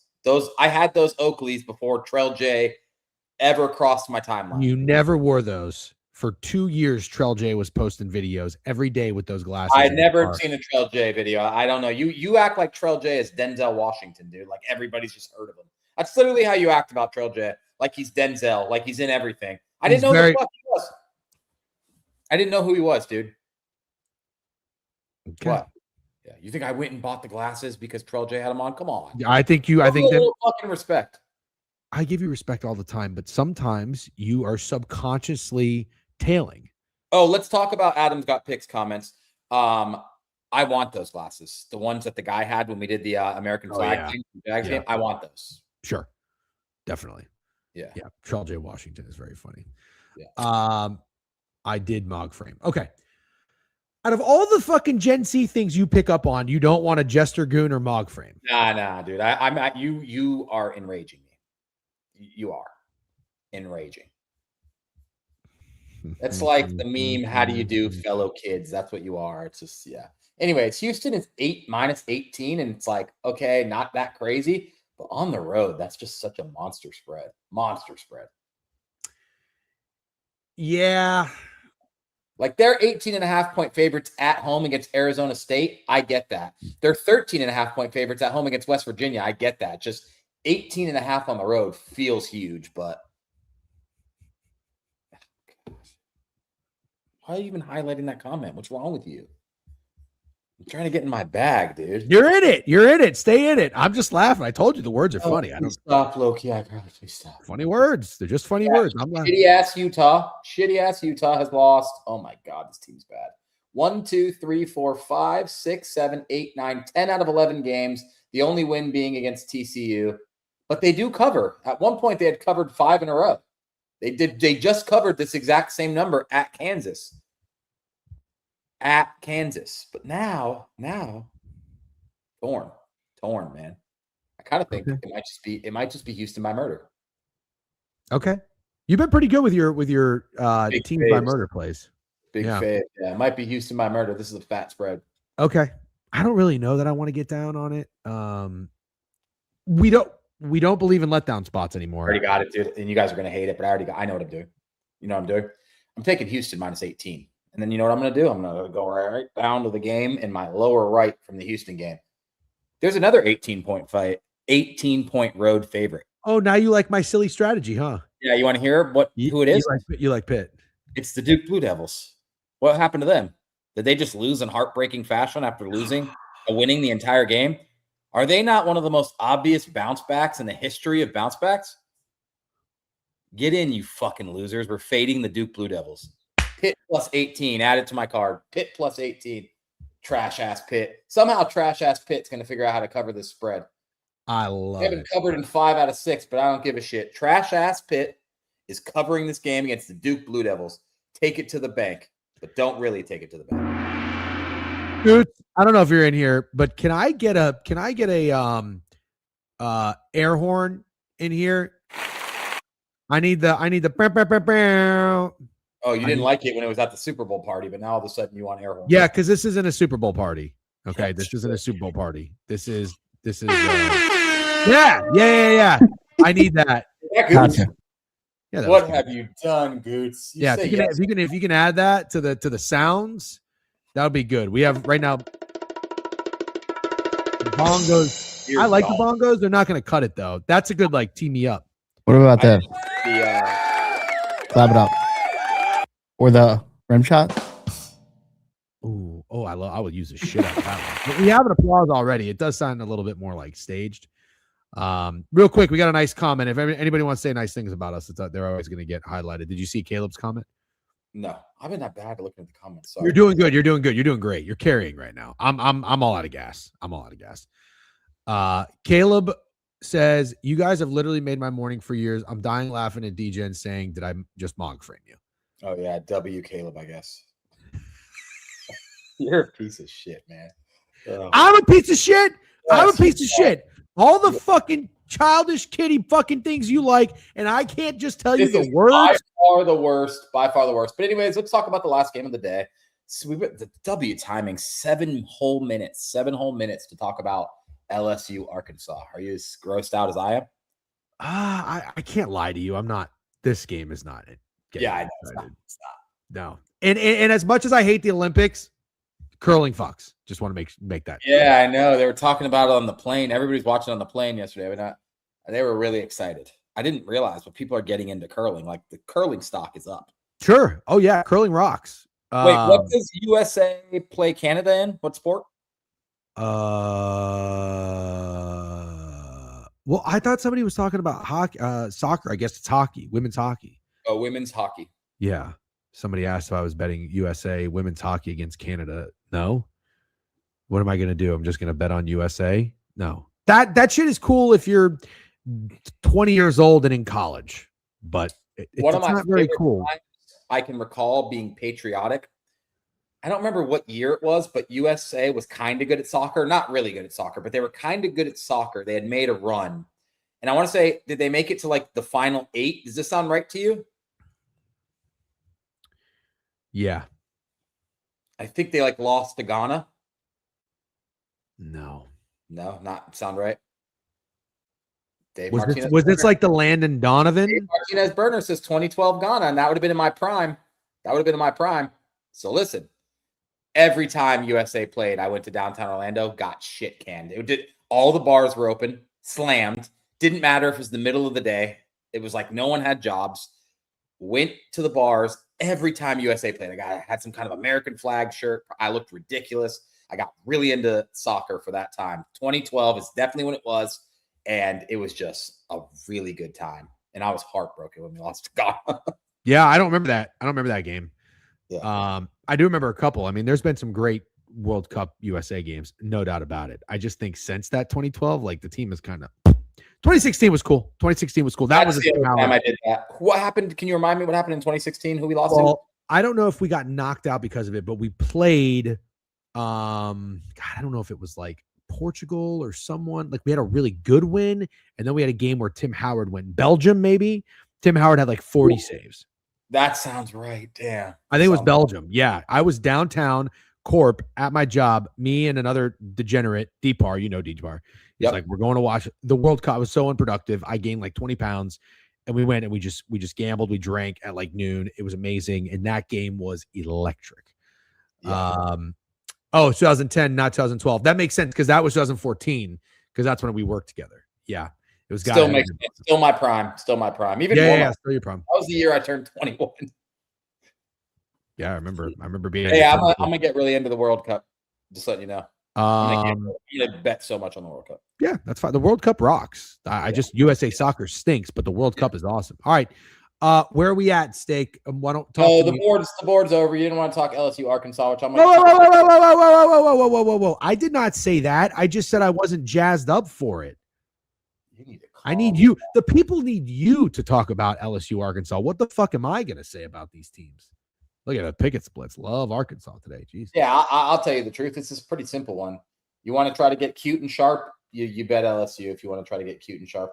I think the people betting this game are betting Arkansas. Okay. I think you want to try to be contrarian and cute and sharp, you bet LSU. Just the problem is they suck. They do. Okay. And Arkansas is awesome, but they've had some bad games, but mostly good from Arkansas. Have you watched Arkansas this year? You told me to, and I didn't. Okay, Darius Acuff. You need to get eyes on him as we get to March. These guys like that name. Timbo, NBA props boys. No, but we will soon. We will. Well, we need an under for King of the Board, so we got to work on that. For a player, we need an under for King of the Board. That's what we're doing. Prize picks unders. Right, but just for a player, not a game. Just for a player.